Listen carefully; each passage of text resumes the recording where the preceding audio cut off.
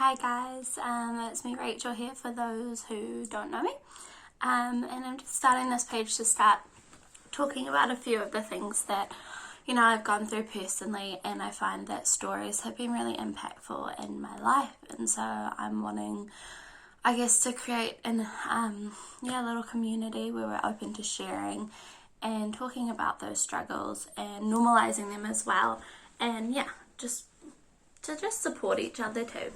So, in this video, I'm going to be talking about my alopecia. For those who don't know what alopecia is, it's an autoimmune disorder, or I think that's what it's called. And it's where your body, when it thinks it's under attack, or your body is feeling unwell, or you're stressed, your nervous system sends signals to kill off your hair follicles and essentially can make you bald. I have it in places where I get random bald spots, especially under high levels of stress, or even just a cold sometimes. It can be real low stress. You just never know. But there are people who have their whole body with no hair, and that. Sometimes people start with just a few patches too and end up completely bald as well. So a bit of a shock. So I'll start back to when I found out, because I never knew about this before. But when I moved to New Zealand when I was a little 18-year-old. I lived in India. It was a beautiful country, so much life experience as well. But my life has been a huge journey, and I'm really thankful for the communities that I've always had surround me. I've had lots of people just love on me so much, and so it's been pretty cool. But I'll talk about all of that in another video too. So I moved here, had no idea what New Zealand would be like, and no concept of even just how to drive a car, or, have a bank account, go to work, blah, blah, blah, all these adult things, go to uni. I was just this whole big thing in my life, and I just miss my people, my community in India, my family. I used to cry and cry pretty much every day for a long time, and so you could say that was quite stressful, even though I grew to really love New Zealand and I'd call this home as well. But I definitely say that I have two homes. So probably when I was about, I think I was 20 or maybe 19 and a half when I was 20 when I discovered my first bald spot. So I've always had quite a long hair, and I still do at the moment. I'm really lucky. And it's been quite thick, most of my life. I've done all sorts of dyed my hair, blah, blah, blah. So many different colours, so if you look back at photos, I look like a completely different person pretty much every month. So I remember, uni was just stressful, just normal stresses, and was in a relationship that was, a little bit tricky as well. And I remember, one day going to a church thing. I think it was a quiz night or something. And my beautiful sister I love so much, she came up behind me and she stood and she was like, "What is that? Why are you bald?" And I was like, "Well, what do you mean?" And she had just spotted a bald spot there, which I didn't know about. And I found out later a few people had seen it, but they thought I knew and didn't want to bring it up because they were trying to be sensitive. And I'm so thankful that my sister told me then, because, there was this whole part of this journey that just started. And I didn't know what to do. I was horrified. I ran to the bathroom, and I, got my friend to take a photo. My sister was there too. And I just started crying. I was like, what is happening to me? Kind of in shock, didn't really understand, what do you mean I'm bald? How did this happen? All these questions, I don't know what alopecia was. I didn't know this could happen. I was like, don't tell me, I'm gonna lose all of my hair.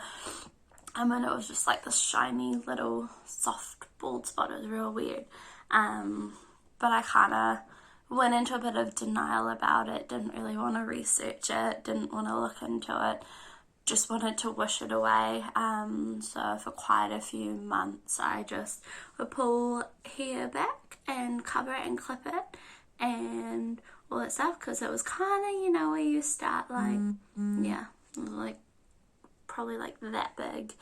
And by the time I actually went to look for help, it had grown quite big, quite massive, yeah. So I kind of got told off by someone, not told off, but they were lovingly telling me, like, why don't you do something about it if you're just crying about it all the time? And they were right. So then and there, I had this big sob, and I googled, hair clinics, and I found this place called Clive's Hair Clinic, which was a godsend for me. But yeah, booked an appointment pretty much straight away. Like, went that weekend, and was really lucky. I had my boyfriend at the time come with me because I was really nervous to go in there by myself. And they like did a little zoom little what's it called, like camera close up, and they showed me it, and I could see, like, yes, that's where there were no hairs growing, and then in the other like areas of my hair you could see this little follicle starting to sprout. But yeah, they said that I was really lucky because they knew that if using these two products they gave me would make my hair grow back. They said I was one of the lucky ones who that would work for that one, which was awesome.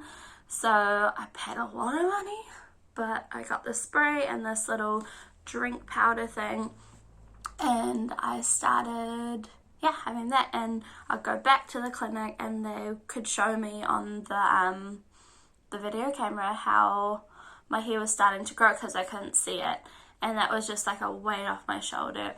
And I guess from then I stopped stressing about it as much. Like, it still sucked, I hated it, and I found that I was trying to explain my bald spot to a lot of people, like bring it up as a joke to be all awkward, because I hated the idea of people just kind of like seeing it and thinking, oh, what's wrong with her? And so I'd act like it wasn't a big deal to me after that, but it still, it was. But yeah, I guess I had hope that it was growing, but then I started to have a few more little ones sprout up.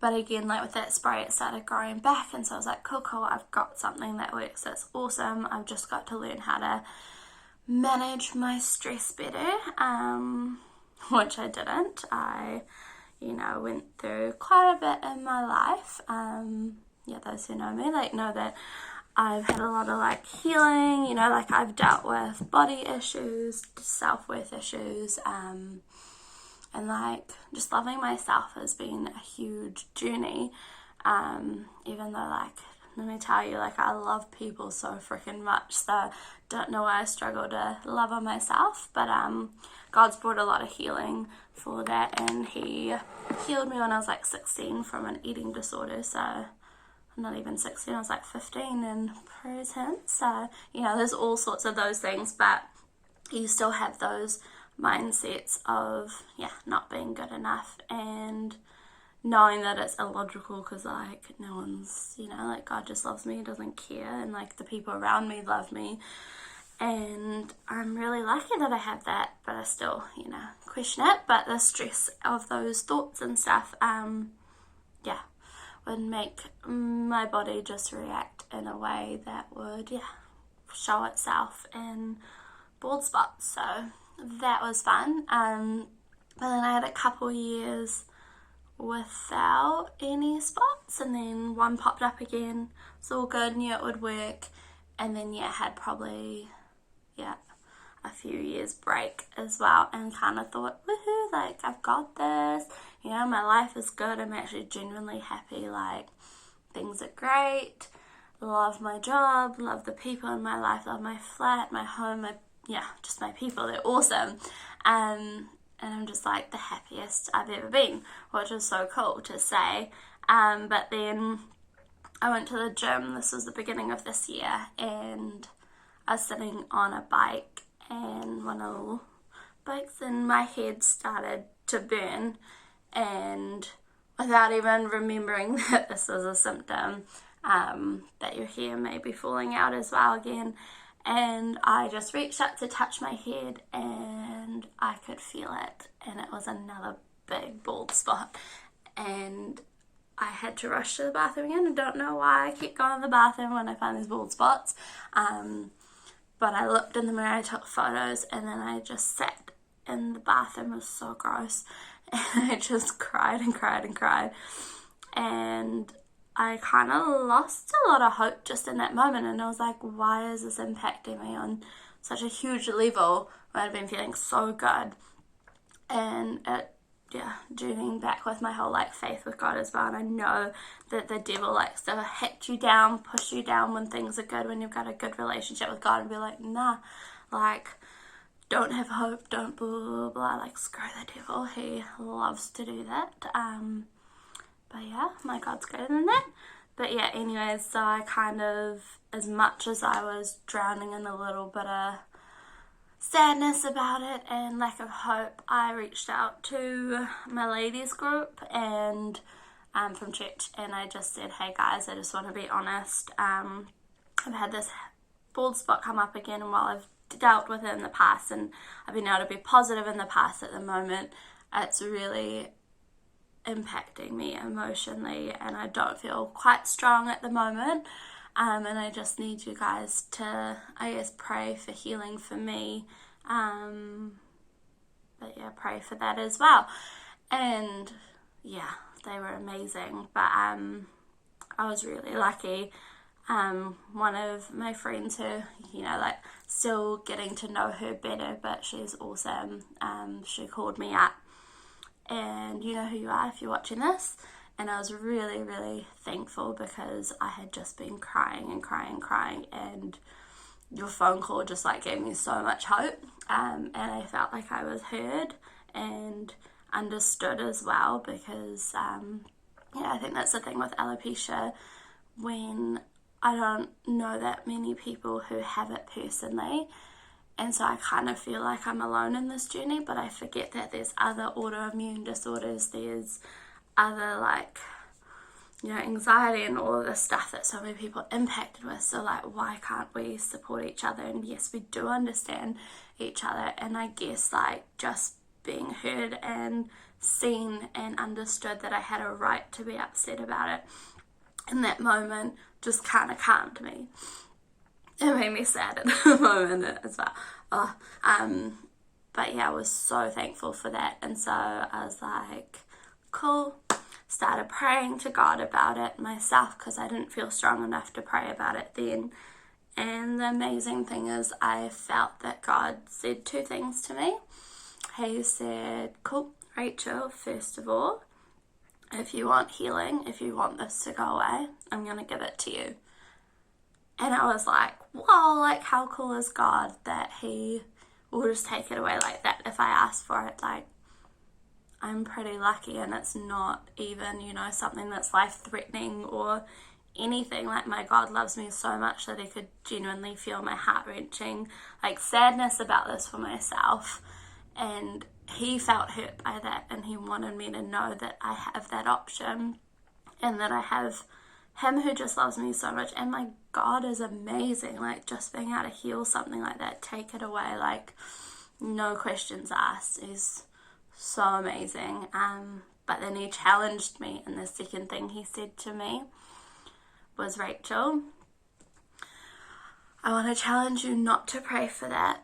I want to challenge you to be strong and to love yourself in this, and remember this amazing community that you're a part of, and remember that this doesn't define who you are, in a negative sense.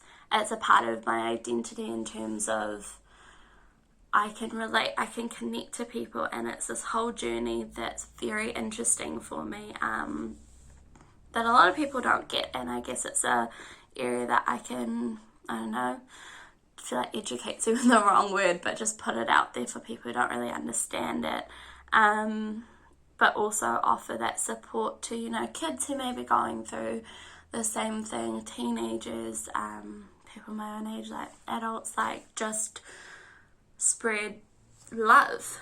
And that's what I felt was the biggest thing, Rachel, You are not your looks. You are not your hair. You aren't what people think about you because of it either. But you are my child and you are loved.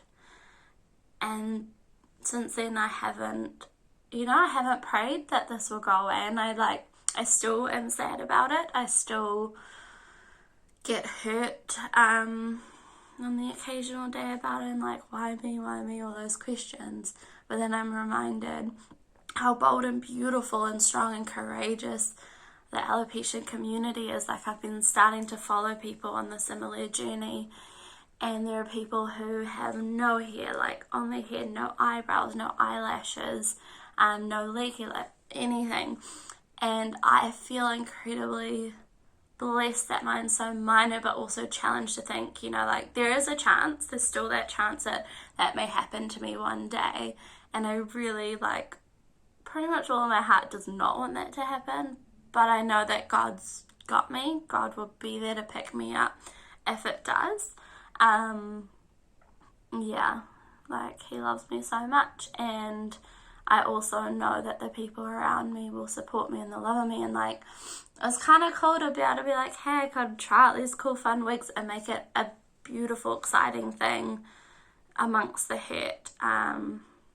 But yeah, so I don't know if this is, helping anyone or whatever, but I just want to put out that message as well, based on the whole, we aren't what we look like. We aren't these physical bodies. It's like our souls and who we are and how much we just love and care about people, and that's what's important.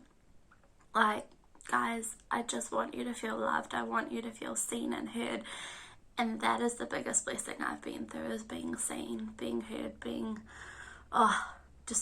loved is such a massive thing. It breaks my heart to think that there are people out there who don't know what it is to be loved or to feel loved or valued or appreciated. And I just want you to know that you are. And I want you to know that, even if you're somewhere in a different country or whatever and hard to reach, if you reach out to me, I will be there praying for you. I will be there loving on you. We can talk, we can chat, and please share your journeys with me, because you are a beautiful blessing in this world, and that's just what I want you to know. But so I guess that's kind of my story, and I'll be back here again. And if you made it to the whole 20 minutes I've been talking, good on you. I'm thankful, because I know I tend to ramble. But bless you. Bye.